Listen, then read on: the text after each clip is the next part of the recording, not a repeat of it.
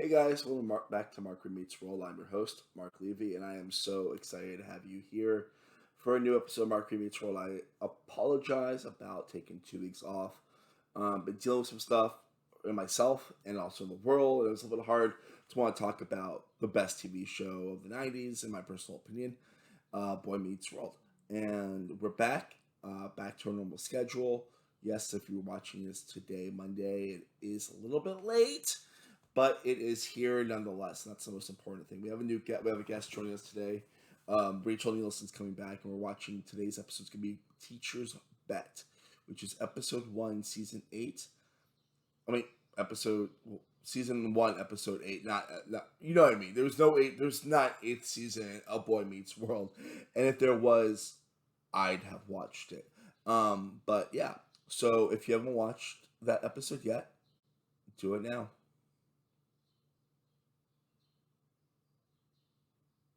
Cool. All right. Well, when I see you next, I'll be with Rachel Nielsen. All right. We are back. And in case you can't tell, I'm here with the one and the only Rachel Nielsen. And yes, that is her with new hair color. How are you? I'm doing great. I am feeling my flamingo fantasy right now with all of this going on. I love it. Yeah. It's pretty great. It's pretty great. Wild. It's good to go. It's the best thing to do sometimes. You just gotta live your best life, and sometimes that means flamingo, and sometimes it just means waking up early and watching Boy Meets World. Sometimes it means both. Yes. All of the above. Yeah. Again, I wanted to apologize to fans about the delay in this episode, but I'm still very excited about this episode. It's going to be a good one. We're talking about today, episode 8 of season 1, Teacher's Bet. And so there's some quick rundown of facts about the episode. It came out on November 19th, 1993. Directed by David Trainer, of course, and co-written and written by April Kelly, who's the co-creator of the show, which I did not know until this episode. So I was in Michael Jacobs as the creator of Boy Meets World, but Michael Jacobs and April Kelly. Plot of the episode: Feeney and Corey trade jobs. That's the easiest way to put what the plot is. Anything you want to add in there, Rachel? Well, it's so funny because this episode starts off just like your normal 90s type sitcom episode. Yeah. And that's the feel that I got very soon because Corey is a very precocious kid, and him and Feeney definitely have that back and forth, and then living next door to each other as well also plays into that. Yeah. But I forgot about this episode in my first rewatch, and then when I just rewatched it this morning, I was just this is starting off a very typical 90s Friday night type episode. Yeah. And then it definitely gets more involved as the episode goes, but of course, yeah. Cora's just hey, Mr. Feeney, I can do my job better than you can. And I have friends who are teachers, so listening into some of this, he's yeah, you're you don't need to be paid a lot. You don't have to. And then especially with everything happening in COVID right now, a lot of my friends are having to do virtual lesson plans and planning on, they're actually doing more work teaching from home than they would be, say, just a lot of extra involved work than, say, teaching in a classroom in person. So yeah, I've got a lot of friends that are teachers also, and they're always we can't use Zoom because of Zoom bombing, and systems are coming up their own ways to make it possible to teach digitally while for the foreseeable, hopefully short future. My friend made a classroom in their spare bedroom that they had at their house. They made kind of a little classroom. So they had a whiteboard, they had a lot of other stuff. So it's kind of insane to see a 90s version, and then everything that's going on right now. This is a very current episode. Yeah. We get to what the lesson plan is for the week. Mm-hmm. And it's just, you're right though about this episode feeling very much like a 90s TGIF sitcom, because it's it's 8 episodes and it's been about 2 months now, and it's the idea of it's sort of got its legs. We have the recurring character of season 1 returns. Topanga, for those that don't know, She becomes recurring after during this episode. But yeah, it's a thing of it's got sea legs, and now they're able to say things they weren't able to say before. Like they hit some major topics in this episode that like I appreciate that they touch on a lot of these topics because I think like, and I'm probably talking on my butt here, but like they touch on some like major topics for like a Friday night sit down like family episode. Yeah. Like, I mean, prejudice and anti-Semitism are huge in this episode. Right. And yeah. Especially with everything going on right now. Like, it was just like, all right, yeah, they're swinging for it. They're going for it. Let's get into it. Yeah. So let's start the top of the episode then. So it starts off with a pretty cute, fun opening where they start talking about Barry Bonds' $43 million contract for 6 years. And Minkus does math very, very fast. Because it's Minkus. Yeah. To the second decibel, it was like 7.16 million per year, I think it was. But and I like how Sean and Corey just like, yeah, so if we took the time to do the math, like, yeah, that's what it would be. They totally blew it up. I love how the end of the cold open ends though, with Corey being like, yeah, Phoenix gonna walk in a moment. Since he gets a sip of water, he's going to like flick his mustache and then speak to me. And like that's exactly what he says. And then like Feeney has his line at the end and he's like, oh, I knew you were gonna say that, Mr. Matthews, or whatever. Yeah, no, it was a good button. Like as soon as Corey started explaining that, I was like, it's gonna happen. You're gonna see it play out. And you see Feeney walking in while Corey's finishing explanation. It was a very like 90s like TV episode type piece of writing, and I approve. Good. So we get to the next scene, which is towards the end of the class. You see a girl that looks like Topanga as an extra because she talks in a moment in 10 minutes. Like you realize the thing is there, but like Corey and Feeney have a little bit of banter, and they start talking about like salaries and stuff like that, and about like what's being overpaid and what's not, which was a continuation of what happened earlier in the episode. I think this is the last time I've ever heard a gremlin joke. So for those that have not watched the episode, like Feeney's talking about, he's like, yes, I have a Ferrari out there. No, it's a gremlin, which is a car that lasted, I had no how long did the gremlin last? Like it's not a new car. I also love how when they're talking about salary, like Corey's like, what? So you make like $5 an hour? He has no concept of like salary or money or like what people get paid. So it definitely shows his age. Yeah. And so I love how Feeney comes back with the retort of like, yes, that's why I can't remember if he said like Porsche or like Lamborghini or something. Oh, it was a Ferrari. Yeah. Ferrari. Yeah. That's what he said. So I don't have a Ferrari in my driveway. And Corey's like, you don't have a Ferrari in your driveway. And he was like, yes. Something about a gremlin, which was really, really funny. Yeah, I just looked at, oh, sorry, you go first. No, I was just going to say, also, like, Feeney looks super young in this episode. And it dawned on me. I was like, he looks like probably the youngest I've seen him in, like, the whole, like, rewatch. He just looks super young in this episode. Which is so weird because this is, like, 2 months into the series. Right. Like, he just looks young. I mean, it is young Feeney, but it's not, like, young Feeney, Mm-hmm. So I looked up when the AMC Gremlin lasted one was 1970 through 1978. For those that don't know what Gremlin looks like, it's like kind of like an alternative version of a bug, where it's kind of like, instead of being like a dome, it's like and then it's not a big car. It's small, two-door, kind of cool, but like in that weird 70s way.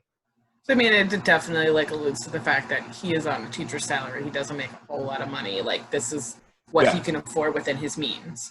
And also, like, this is 93, so that's 15 years after the car stopped production too. So it's an old fucking car. I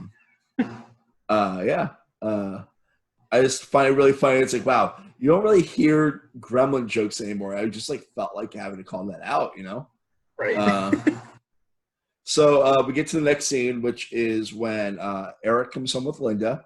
And I love how Morgan and Amy are playing, I think, Go Fish.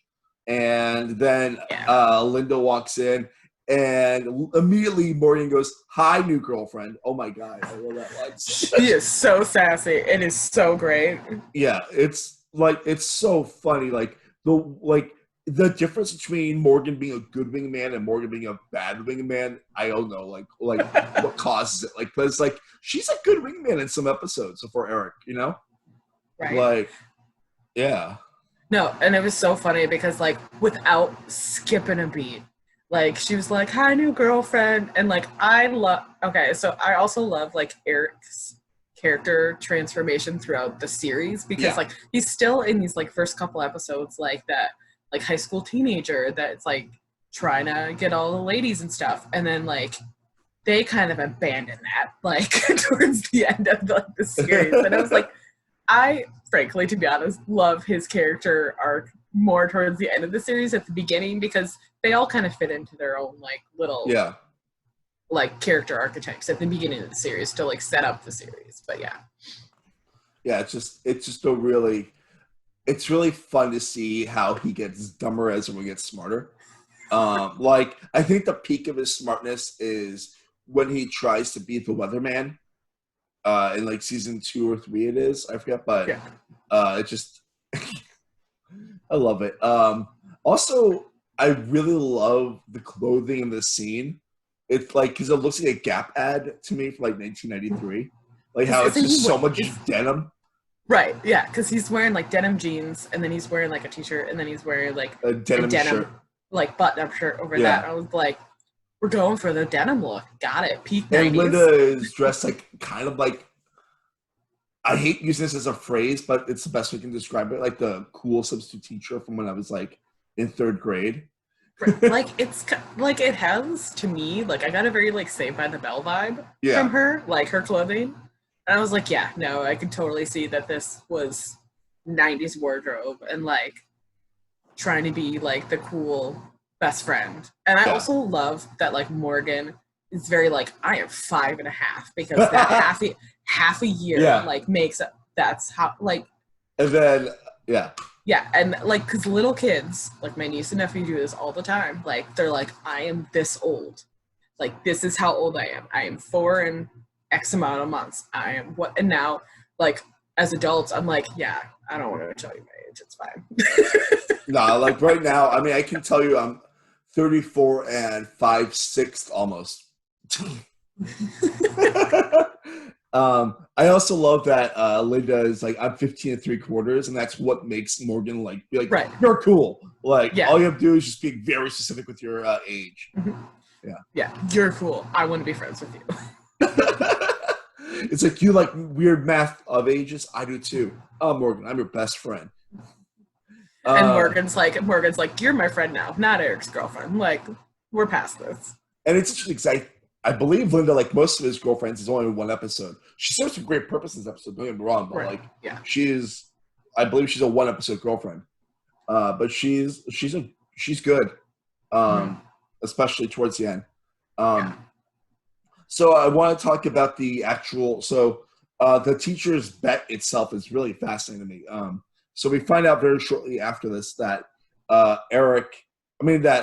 Corey is going to be the teacher for a week for 1/5 of all of Feeney's classes, which makes you realize, because you always forget this, that the show is like whenever you see Feeney teaching, it's just 1 out of like 6 classes. You know? Yeah, because doesn't he, because like, I think he breaks down like, so Feeney teaches 5 classes. Yeah. And then 5 days a week, so like it's 5 classes per day. So they bet Corey's new bike against basically 1/5 of Feeney's weekly salary. Right. So it'd be like 1 day, right? Like 1 pay, like 1 day. So I'm wondering, like, if Feeney makes 40,000, like I almost want to. You did the math, okay. Yeah. I was watching episode. Like, I'm like, okay, because in the beginning of the episode, Minkus clearly states out that Phoenix makes 40,000 a year. So I did 40,000 divided by 52, which was 770, and that's divided by 5 is 154. So 154. This is before taxes and anything. So this is just a rough number. Yeah. I'd say I'm trying to remember how much a bike my parents paid for bikes for me, but I believe they were more expensive because the wager is if Corey does well, he gets a fifth of Feeney's paycheck. If he doesn't, he gives his brand new bike to Feeney, much to Alan's chagrin. And I think, if I'm not mistaken, it's pretty comparable, but I believe a bike is more money back then than $155. Right. Well, like, I was kind of, like, roughly thinking, like, so, like, with taxes and everything, like I think Feeney would give him, like, $100, like a nice round number, 100 or 150. And, like, yeah, like, for a kid that age, he's probably, what, 10, 11, 12? He's in 6th grade, so, like, 12 or 13, yeah. Yeah. And so a bike like that, like, my brother had a bike like that, and that was roughly around, like, in the 90s, about $100-ish, because sometimes it had, like, pegs on the back, and sometimes it, like, did cool tricks or whatever. I didn't ride that type of bike. I had a little purple bike for girls. So, like, I had some pretty cool bikes, but, like, I was afraid of riding my bike, so I basically just stayed on my sidewalk in my parents' house. I also have 2 other siblings, so, like, we all didn't get, like, brand new bikes. So it was, because that's expensive to get bikes for 3 kids. Like, and I mean, that's your situation similar to the Matthews. Right. So, yeah, no, definitely. So when Alan buys Corey a new bike, he's like, don't give that bike up. Like, that bike's going away. Why does Feeney want your bike? Yeah. I just want to call small attention to the fact that we see Minkus have an anxiety attack when he finds out about the bet. We'll talk more about Minkus in the Minkus minute, but it was just really funny. Because he was just like, he's like, you're going to be teaching us? And Minkus is like, I'm not learning anything. Yeah. Oh, man. But I also do really like, so I like this as part of, like, a 90s. It's a very 90s TV show because, like, that is the premise of the show. Like, the plot for the show. This is, like, the whole plot of the show. Like, Corey and Feeney obviously have a special relationship. Feeney obviously cares about Corey, or he would not go through this whole He wouldn't offer up for his paycheck. Right. He also wouldn't, like, give control of his classroom for, like, say 2 or 3 days. Because, like, obviously, like, he wants Corey to learn something from this. He wants him to gain something from this. He wants him to get some sort of perspective. And, like, Corey's just cracking jokes for a couple days. And so, like, it's really interesting. Like, Feeney is a great teacher because he is willing to do this quote-unquote experiment or test or whatever you want to call it to help Corey understand and get a different perspective on the world for all of this. So, yeah. Kudos to Feeney. Yeah. I mean, like, I feel like every episode comes up that George Feeney is just an amazing teacher, and he really is.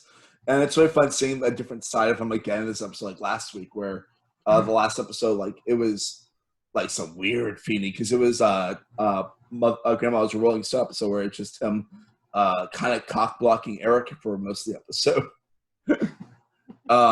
He's good at that. He's really good at that. Kudos to Gary Russell, right? But what was I going to say? My brain just went down there. I also really need to call attention to the fact that Corey's name when he's a teacher is Hey Dude. So you don't know this about me, Rachel. I know you know me pretty well. Hey Dude was my first favorite TV show on, like, ever. Did you ever watch Hey Dude? What was Hey Dude? Like, so my parents on and off when I was a kid had cable. So if it was on cable, then possibly, but there's a good chance that I don't know it. All right, so Hey Dude was one of the early 90s, late 80s kid teen kid shows on Nickelodeon, kind of like Salute Your Shorts.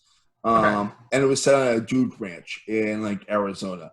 And like the theme song is like, it's a little bit wild, it's a little bit strange, out in the home on the range. And like all of a sudden, I would watch the show based on the theme song right and then at now. the end it goes, like at the end, like the theme song goes, "Hey, dude," and like so it's about like counselors at like a dude ranch, in like the West, and it was a great show. I loved the show. Christine Taylor was like one of the stars of it, as in Ben Stiller's wife. Yeah. Yeah. I think it's like the only famous person that came out of the show. I could check on Wikipedia right now, but I loved that show so much. Like that's a deep cut as far as like them having that "hey dude" like nugget in there. Yeah, well, I don't think it was like, I don't know. I mean, I don't think it was necessarily because of that, but like, I don't know. I like that. Yeah. David, I'm on the Wikipedia page now. David Lasher was in it. From I know that name. Yeah, he was on Sabrina, Blossom. Yeah. What else? Basically every 90s / early 2000s show you could think of. Yeah. I don't like. I'm on the Wikipedia page. There's only like 3 people that have their names like highlighted for actors and that, and they're one I've never heard of after the show. So let's just ignore that. But yeah, no, hey dude. I think like Salute Your Shorts probably kind of holds up. Did you ever watch Salute Your Shorts? I've heard of it.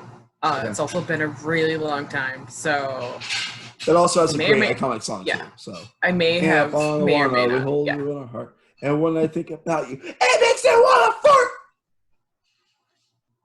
Is there more of these? There's more. There's a lot more.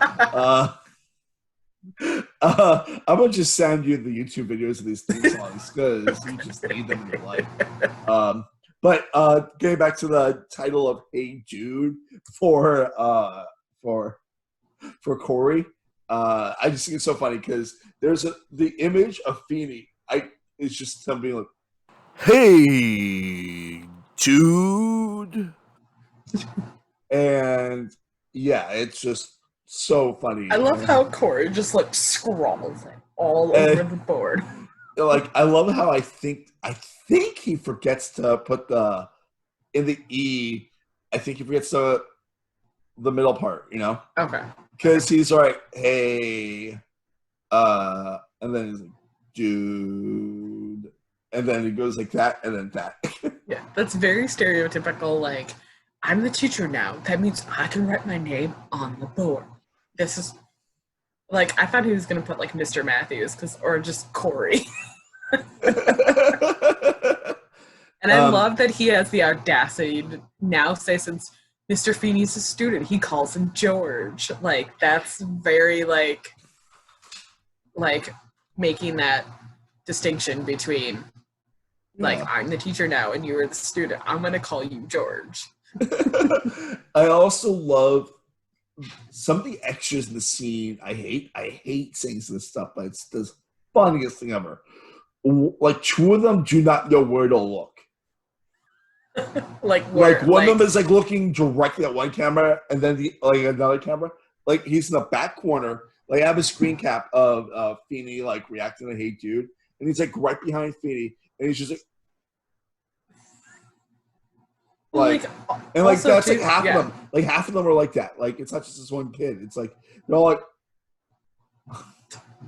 Well, it's the 90s, and like kids on set, and I mean trying to like basically, all right, you can't look here and here, like this is what you're supposed to be doing, yada yada yada, and like maybe they are not in the next episode because they're just like pulling faces.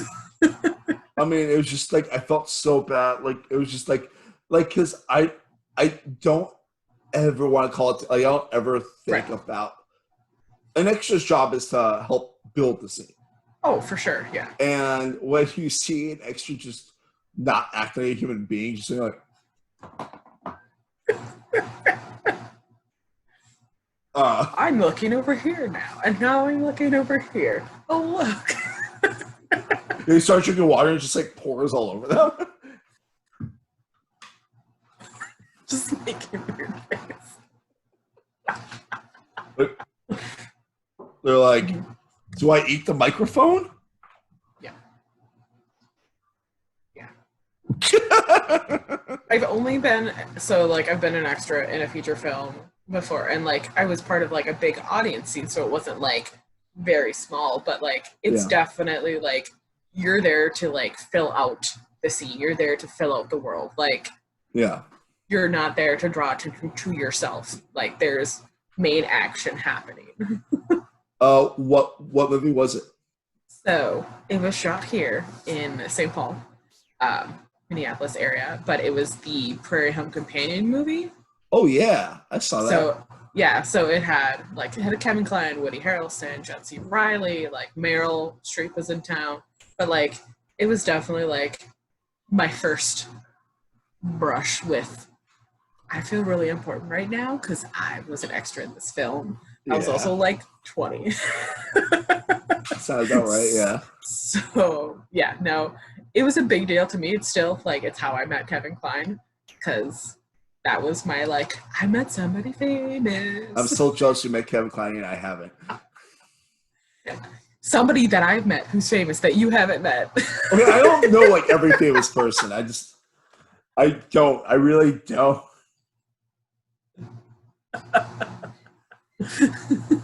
Come out in the Midwest sometime, okay? Yes, I will. So we get back to the B plot, and Eric has a gift for Morgan from Linda from Tokyo. So my brain has to ask this question. Did Linda go to Tokyo during this week that this episode takes place? I'm not sure because like I think because like we meet Linda and then this happens where he gives the lantern from Japan to Morgan and like I don't think she went to Tokyo like during this time period because like if like just hear me out, like if you go to Tokyo, you're not gonna go for just like a couple days. Usually you go for a period of time because it's really expensive, especially if they live in like Pennsylvania. So like they're traveling halfway across the world. Like maybe my guess is she had it like in her room, or maybe she went like the previous summer or what happened. Like that's how I interpreted it. The way that Eric said it made it sound like Linda's having a very busy week. She started dating me. She went to Tokyo. She came back, and in a day she'll be a cheerleader. Right, like she's got a lot. Cheerleader by the end of the episode, like she's got a lot going on in her life. She's a busy girl. On top of another thing we haven't talked about yet, but we're going to talk about it very shortly, which is pretty fucking heavy and very sad. Do you think that they? So in her going to Tokyo and bringing the lantern, do you think that is alluding to the situation that's coming up later? Oh, wait, what? Wait, her situation? Right, her situation, because there's a situation that happens at the mall, and that's why she's later in the episode. I think that's an unfortunate thing that happens in this episode. Also, I feel like we should start saying the scene of that at the top of the episode, Feeney assigns a book written by a girl, because I think it revealed that's a really cool thing what the book is, because they keep giving a little bit more. Like they say it's her story of this girl. Right. And we'll talk about that like after we talk about what happens to Linda Savage. Doesn't he assign 3 different books? Or does he assign one book? He assigns one book, yeah. Okay. But so, because like I remember seeing him in the episode, like he hands out like 3 or 4 books to the first row, 3 or 4 books to the second row, and 3 or 4 books to the third row. And he makes like an explanation when he hands out each row. I thought it was all the same explanation, but I'm not sure. And I was wondering if like, all right, so this row is going to get this book, and this row is going to get that book, and this row is going to get this book. But now thinking about it, like I think he just gave 3 different descriptions of the same book. to the entire class, if that I mean, makes because he sense. talks about how it's a girl's story who, from a Right. while ago, that had a very hard hardship. That's all he really says about it. Yeah. Which, if you don't know what we're talking about, it's Diary of Anne Frank. Yeah, because But like, we still don't know it as audience members in the show. Doesn't he say that she's Jewish also, like, when he's describing the book? Maybe because he does talk about prejudice Right. in before the whole bet starts with him and Corey. I believe so, but I'm not positive. Okay. Let me get back to my notes there. I also really love that Alan is really concerned about Corey during this episode, and like if it's a smart bet or not. You know, They have a good moment because, like, even when we get a little further into the episode after Corey's had a taste of teaching, like he's like he, and we might be jumping ahead a little bit, so I apologize, but like he says something about like nobody's listening to me, like everybody's kind of doing their own thing, and then instead of basically telling Corey what he's doing wrong, he helps him. Like he's like, so like, what does Mr. Feeney do when this happens? Or maybe you're just trying to be their friend rather than their teacher. And he's trying to help Corey see the correlation there about kind of like, so when you do this in class, like what does Mr. Feeney do? And why do you do this in class? Like kind of making him also kind of jumping on the bandwagon for like trying to teach Corey a lesson as well. Yeah. Lots of teaching this episode. Also, yeah. The next scene we see is the next day of Corey teaching, where Topanga is dressed in robes for I'm not good with words with what it was. Right.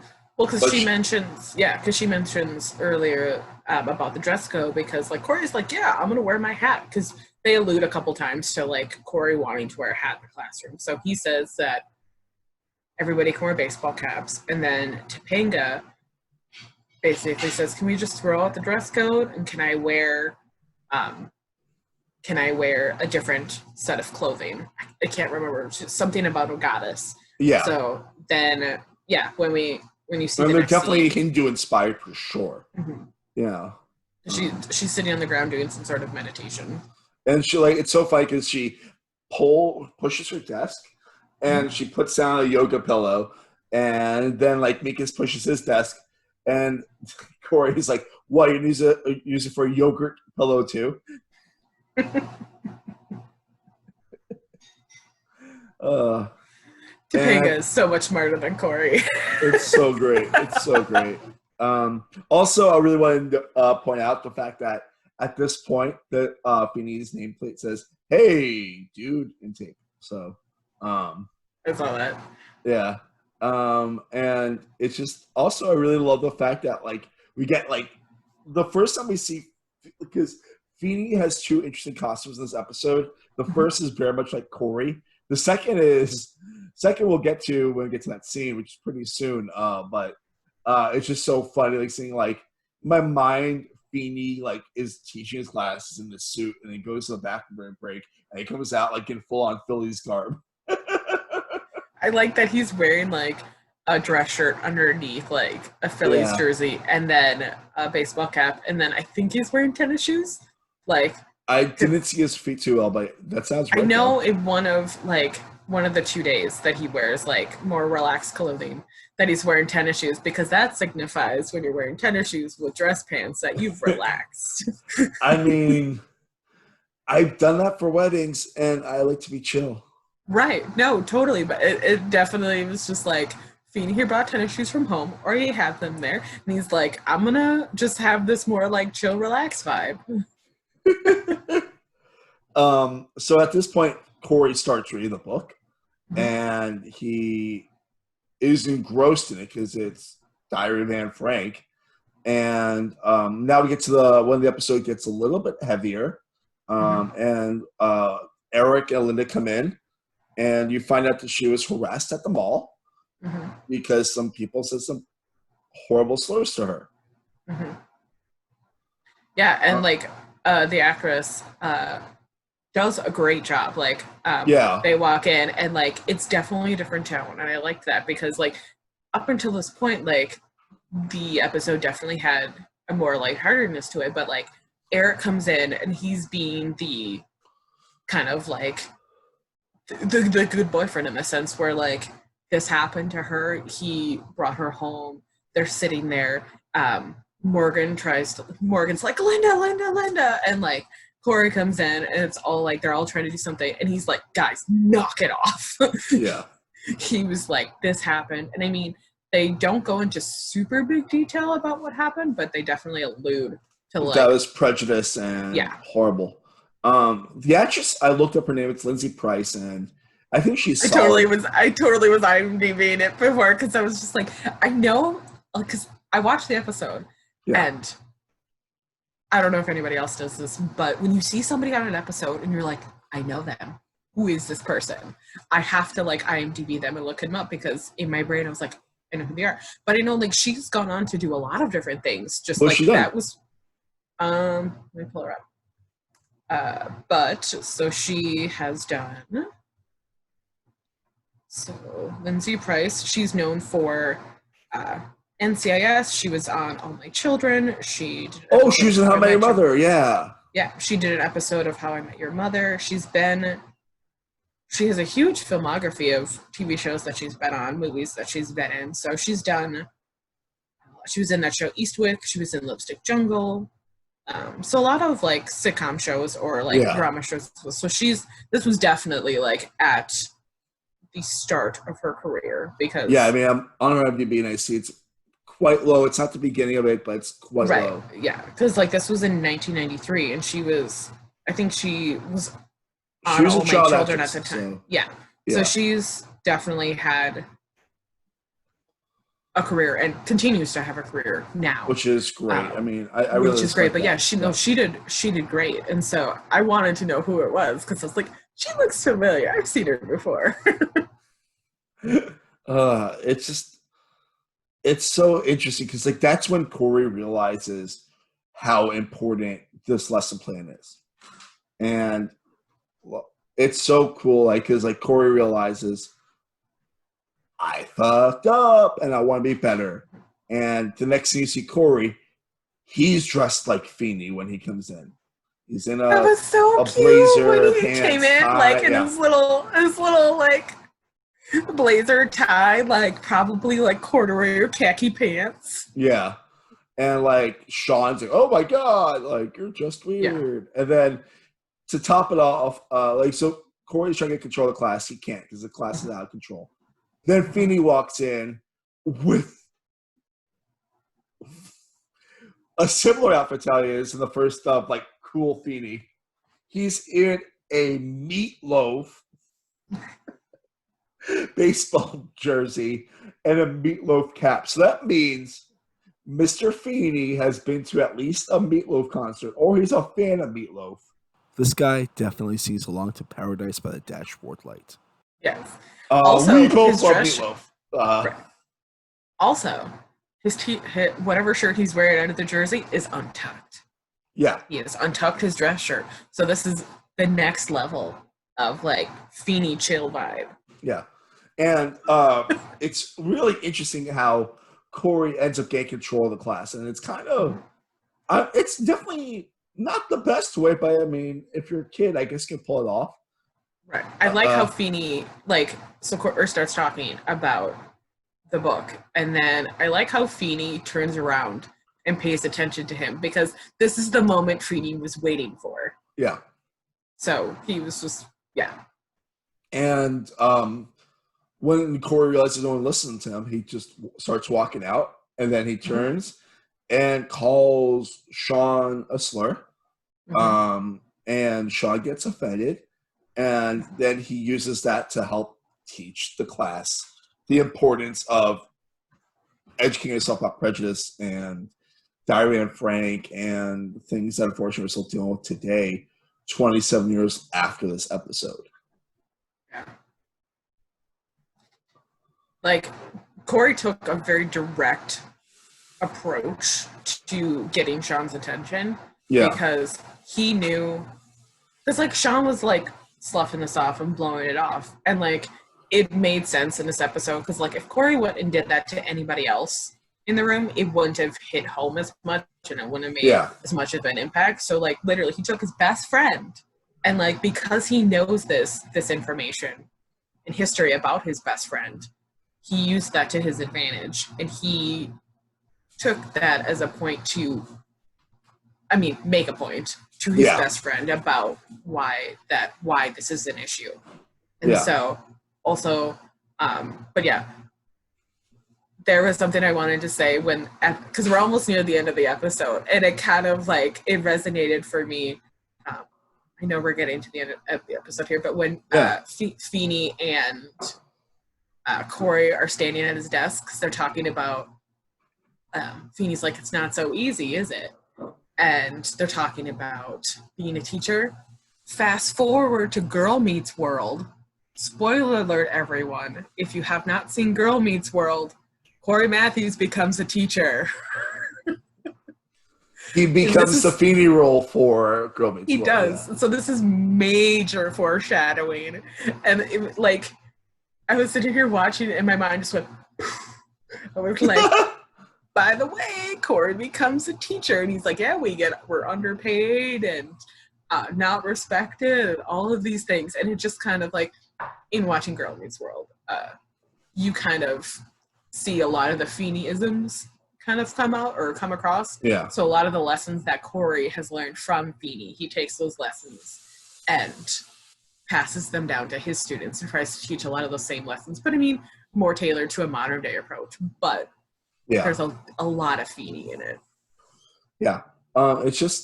It's really fascinating because like, and then at the end, the bets draw because the same people fail that always fail, and some people do well always do well. But Sean got a B instead of a C, so that's good. Yeah. And he's like, you actually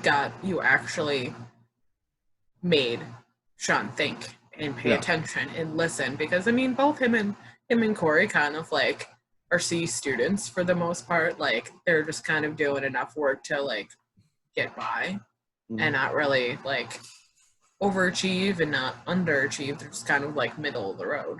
Yeah, nothing wrong with that. I mean, I was a C student until like junior year, except for theater. Yeah.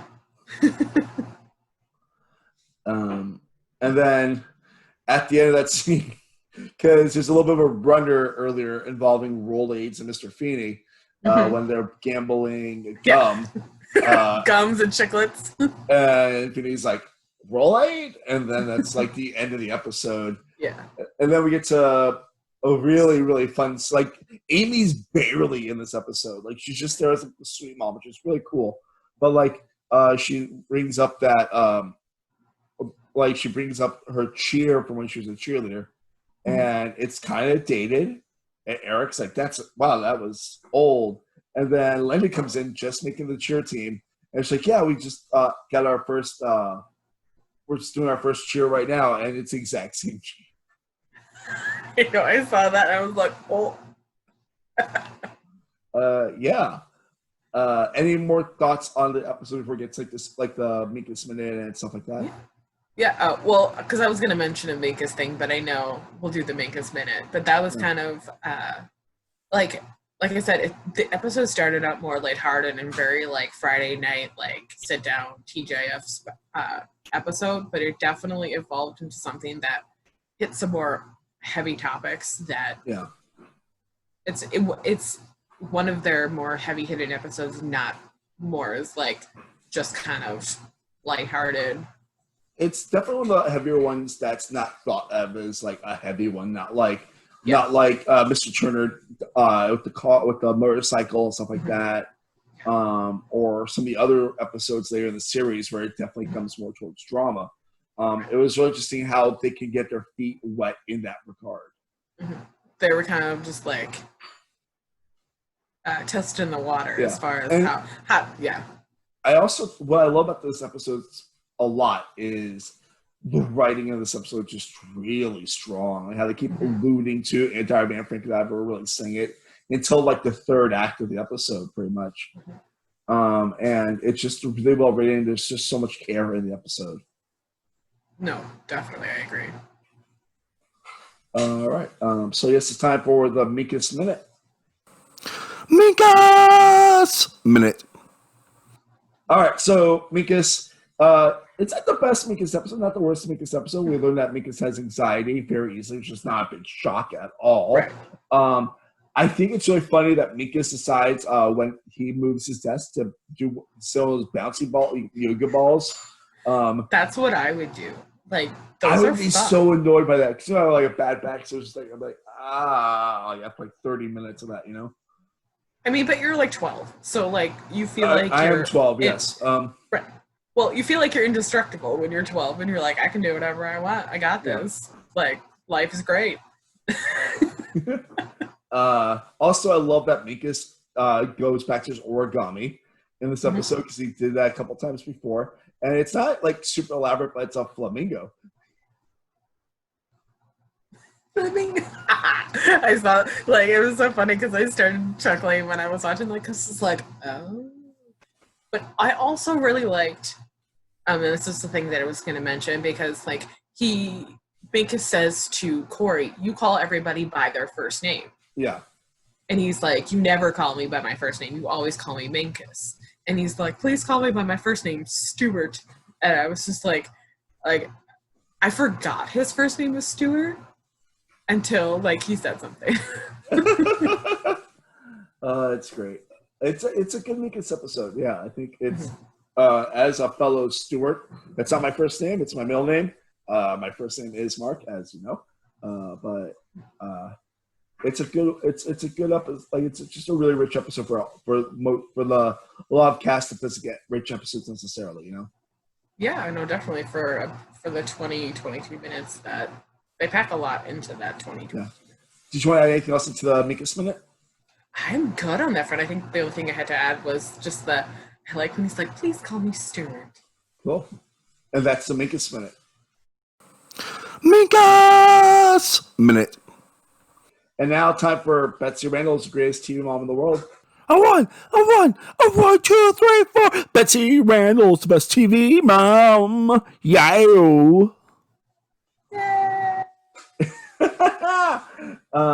So this episode's not the biggest episode for her, but what I love about her is how warm she is, especially to Linda, about the whole like Morgan being weird. It's kind of like a fun Amy episode, that being a big Amy episode, like especially the cheerleading bit. Like it's one of those like mom is cool episodes that we don't get too often from Amy Matthews. Right. Well, because like you realize that right away. So like when Eric and Linda walk in the door, like Morgan has her like 2 cents to say about Linda, and then Amy gets up and she's like, hi, I'm the mom, like I'm not trying to like encroach in your space, but I'm the mom, like shakes your hand, like because this is a normal part of their like teenage adolescence, like they are going to be dating, and so like she's like, hi, I'm the mom. And then I like how Eric's like, get Morgan out of here. And then she tries to get Morgan out of there, and then like Linda and Morgan like connect on that age thing, and Amy's like, well, I tried. Yeah. All right. It's a good Amy, it's a good Amy episode. It's not like the richest one, but it's a good one. Like again, Betsy Randall's the best TV mom in the world, you know. Also, I guess time for now the episode MVP, right? So this for me, it was pretty obvious for me who the MVP was for myself. For me, I'm giving it to Corey Matthews himself, Ben Savage, because you get a lot of you get that he's a good actor in this episode. It's like I think one of the nice early times in the series where you can realize, oh, this kid's not just funny and cute; he's also like a good actor. Yeah, no, definitely. He definitely goes through some growth in this episode, and I think that's what the purpose of this episode was as well, to have him learn a lesson and go through some growth here, because that's, I mean, what what Minister Feeney's role in this episode is to help facilitate that. And also just to, I mean, Corey does do a good job. I always forget how young he is. And I remember like the very first like opening scene with him and Sean are like sitting at the lunch table. I was like, oh my God, they're so tiny and young. But I always forget that. And then he's a very bright kid. Yeah. And like, you know, he's a very bright kid because he's able to understand and process a lot of this and take away a lot from this lesson. So I think I think it's written really well, and I also think it's acted really well from Ben Savage. Is he also MVP too? I do like Mr. Feeney a lot in this episode because he does give Corey a lot of leeway in this episode, but with good reason. And because he wants, like I had mentioned before, he wants to teach Corey that lesson, and he wants to give him a different worldview at that point, because Corey, I feel like, is a pretty sheltered child for middle class. Right. Like, he doesn't really have a whole lot of hardships to deal with. I mean, him and Sean come from two very socioeconomic backgrounds, and so he's got a lot going on for him, like in the win column as far as just life goes. And so to have him understand this realization that, I mean, he's a straight white male. He doesn't have a whole lot of issues in his life that he has to deal with. Like, these are people, especially when it deals to Anne Frank or even Linda, like, he's probably never going to have to experience that.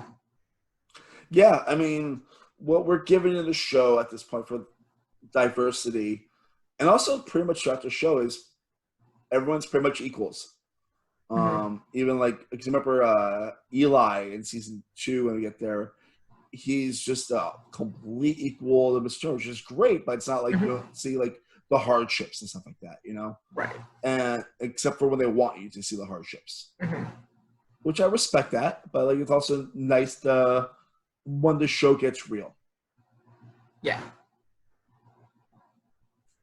So I appreciate Mr. Feeney's teaching. I appreciate the writing that they have for him and helping him facilitate this lesson, because I think it was a nice vehicle for him to teach Corey that lesson through this. Yeah. Cool. Any plugs for you, I think, because we're getting ready to wrap up? This is quarantine. I have nothing going on. But you have a really good TikTok page. I do. I do TikToks on the occasion with my various cosplays that I do. You can check it out at R2, the letter R, number 2, and then the first 4 initials of my last name, so it'd be Niel, and then 2, giant Star Wars fan. I don't know if any of you all can tell that I'm a giant Star Wars fan, but I do cosplay from time to time and put it on my TikTok, and it's for everyone's enjoyment. She's really good at it too. For me, plugs, nothing major. I've just been doing this and watching a lot of sequester games. The sequester community like crazy. Rachel's heard me talk about that every weekend.